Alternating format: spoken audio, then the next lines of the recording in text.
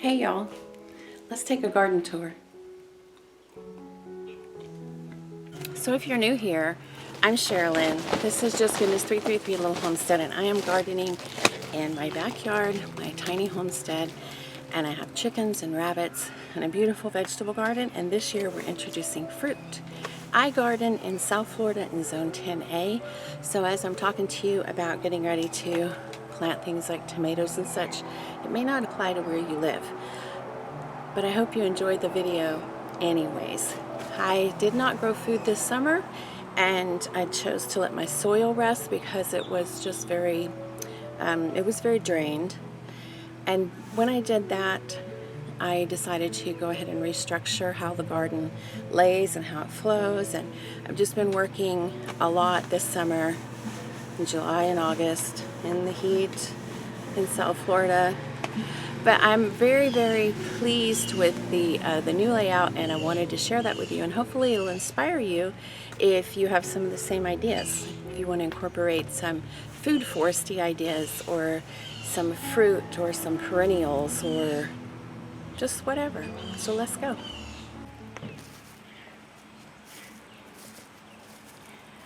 I want to talk first about these garden beds that I moved to the front of the garden.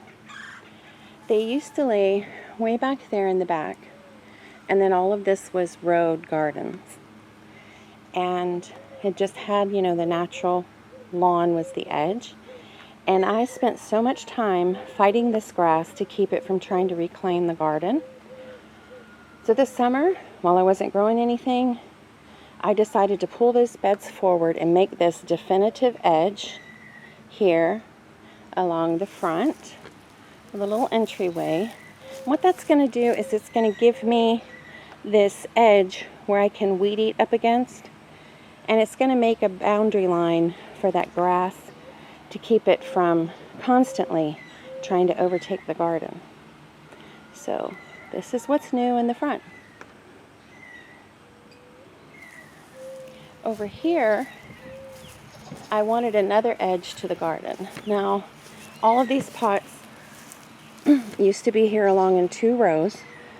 If you've been here before, you'll remember that. I just couldn't get happy with them. These are cattle mineral buckets, and they're just not as lovely as I thought they would be. And sometimes, like, some of the flowers died before the other plants died, and just having those sharp linear lines with irregular planting, you know, some things died in the pot, some things were still growing. It just didn't feel like having them in 2 columns was something that I wanted to do. So I will take some of these, and I'm going to probably lay down some landscape fabric over here against the back of the house. Now, the back of my house, you can see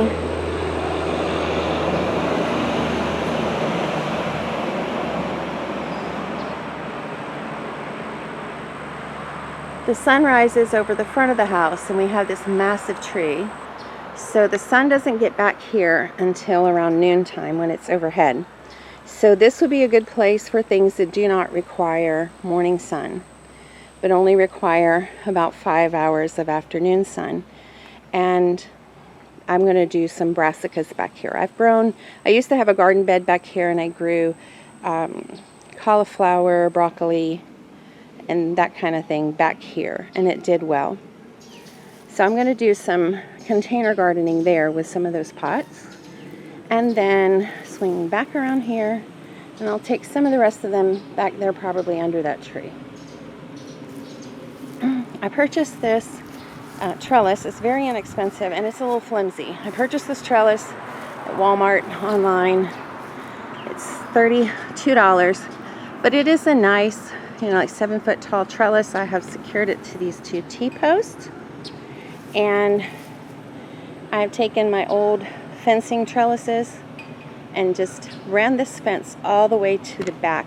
What that's going to do is it's going to give me a nice trellis area that runs the entire side of the garden, and I'm going to, you can see me attempting to use this to make a flower bed, but I am going to make a planting bed there and grow tomatoes all down that side.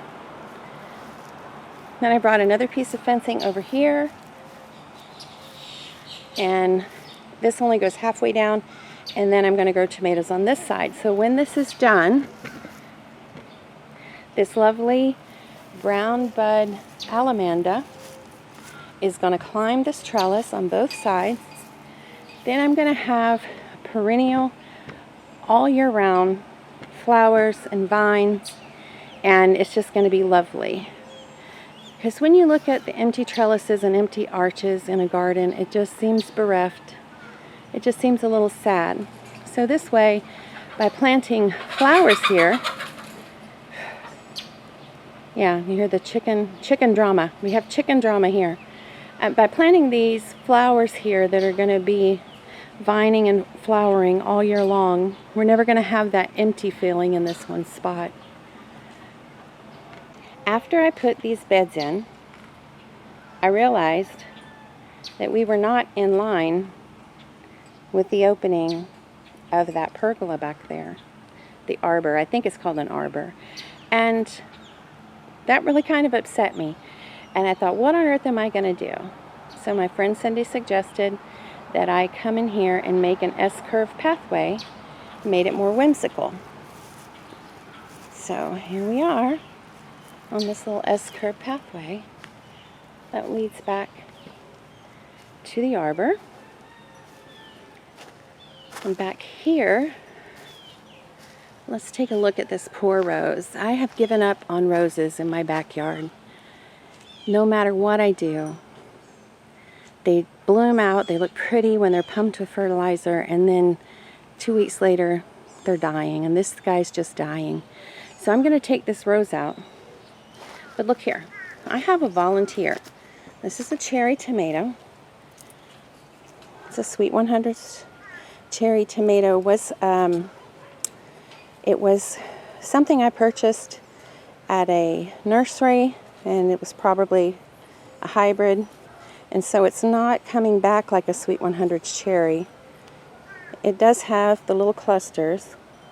It's covered in flowers, and I really hope that I get a jump start on tomato season. Back here in the back, still needs a lot of work. Things are dying off and they need to be removed. But check out this loofah. I planted one loofah plant.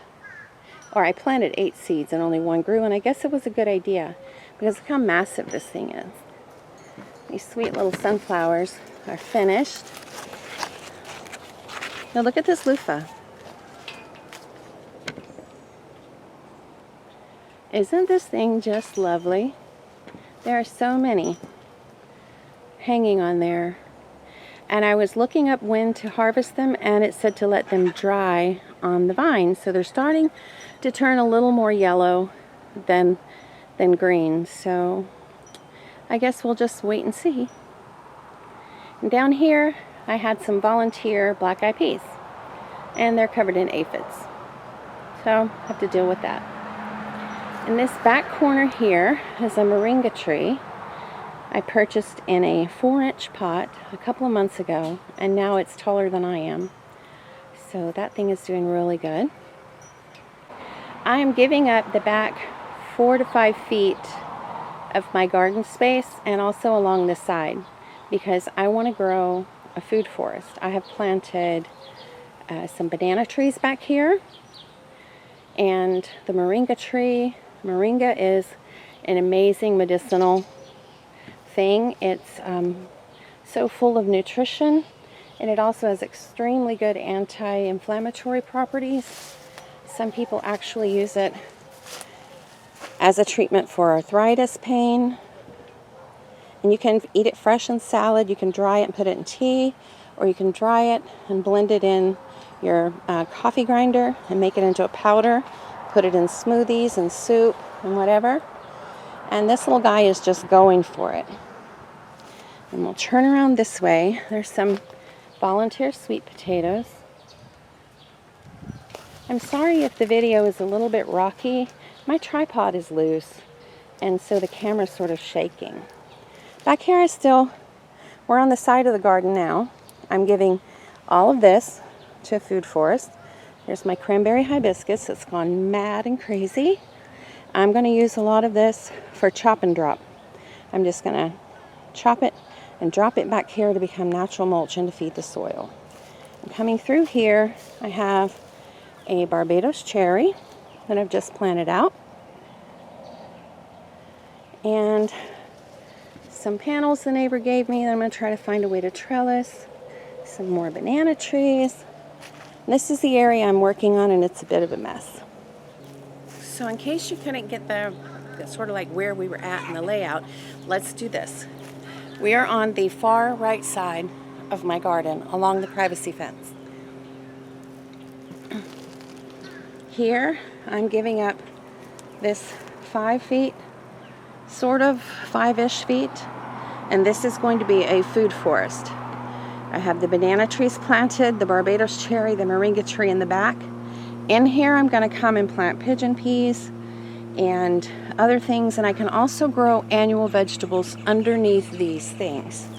David the Good from the Survival Garden channel, I think is what his channel is. He has this wonderful teaching on what's called grocery rows. And I'm not doing grocery rows per se, but I'm using those principles.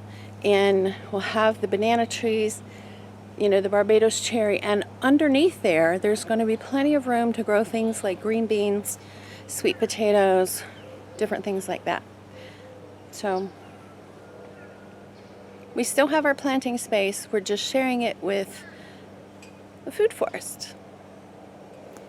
And as you come along back there and along the back side of the fence, so 2 sides of my garden will be bordered in a food forest.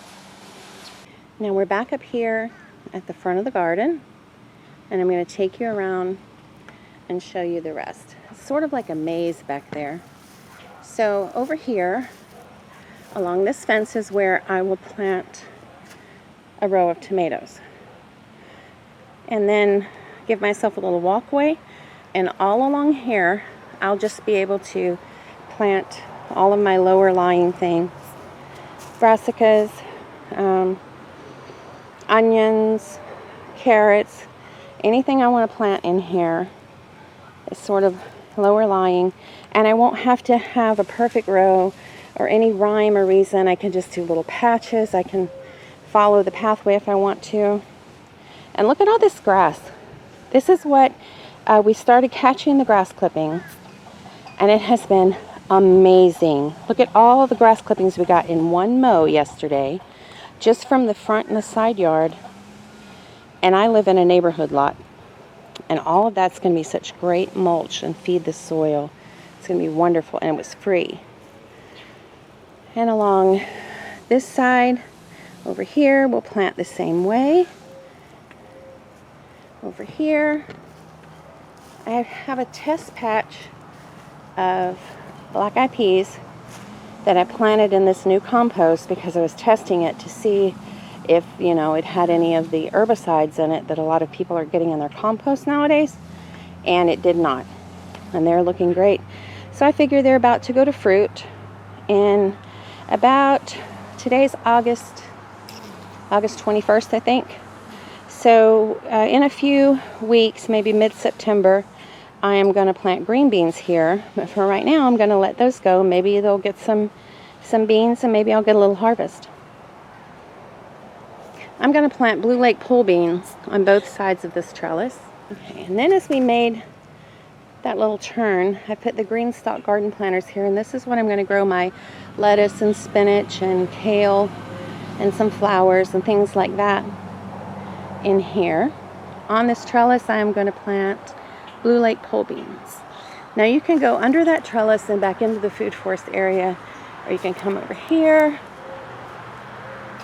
At the bottom of the trellis, I just put this little box, and I've started some okra in there. I'm going to try okra in the fall. We don't usually get cool here until November, so hopefully we'll have hot enough weather to bring these to maturity, and I'll be able to do okra. Now back here is still a little undecided. I do have these 2 T-posts and a piece of fence. I am going to make a trellis here for tomatoes, and on this arbor, I am going to grow my Sweet 100s cherry tomatoes because they grow 9 feet tall and they'll just go all up this arbor. And then I'm just going to sort of plant and intersperse plant all around here. So I'm going to have green beans on these back trellises, the climbing pole beans, tomatoes. I'll have a place for, I'll have space to pop in some potatoes, and just anything I want to. Basically, I mean, I'm going to have limited space, of course. You never have enough room to grow all the things you want to grow, but it's going to be nice.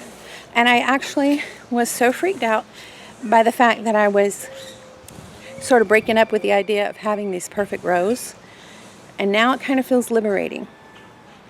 And then I'm thinking how my rows looked last year when it was time to harvest the cabbage and there was this great big empty space, you know, or when you harvest one thing and your rows don't look so perfect then. I want to show you one more thing before we go.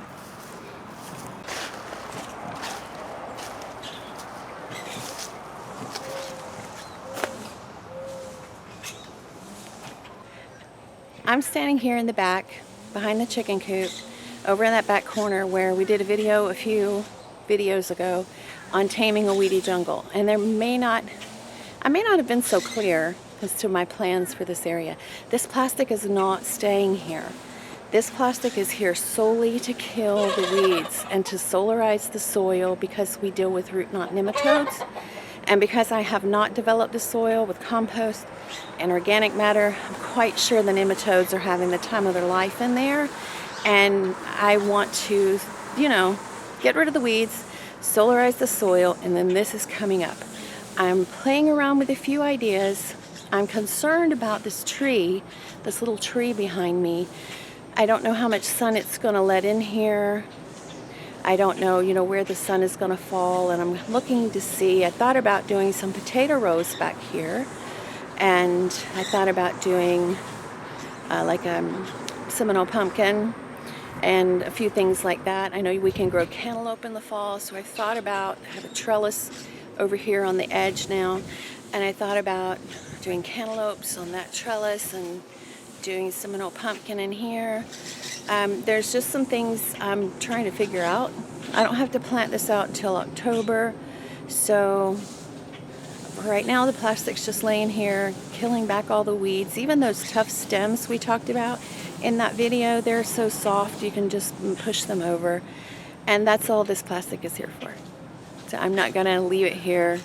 I'm not going to grow around it or grow in it or mulch over it. It's just killing the weeds. You guys ought to see this cat. Come here. Can you see her? Right there? Hey, kitty, kitty. So that's going to wrap it up for today. I just kind of wanted to show you the new layout of the garden, and I hope that you follow along the journey as I plan out the garden. And I just really appreciate you guys hanging out. And if you like the video, hit the thumbs up button, please. It lets YouTube know that you like this kind of content. It'll also start suggesting other similar channels for you. It also helps me. And if you wouldn't mind, hit the notification bell. If you subscribe, hit the notification bell, because I am not yet at the point making regular videos that pleases the YouTube algorithm. I have no desire to grow a huge, massive channel, but I do have a desire to put out this information for anyone else who wants a little inspiration on how to garden in South Florida. So until next time, bye y'all.